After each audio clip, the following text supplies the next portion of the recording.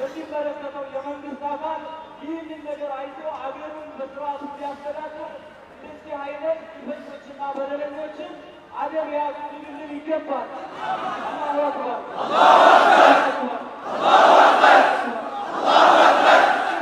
ነገር ግን በተለያዩ መሳጅዶች በተለያየ አካባቢ ህዝበ ሙስሊሙ ኮሚቴዎችም ሌሎችም አሉ እስልምና ጉዳዮች አጠቃላይ ሁሉም ተመካክረው ይህንን ጉዳይ አንድ እንዲባል ጥያቄ ሲያቀርቡልን አደራ ማለት እንፈልጋለን። አላሁ አክበር።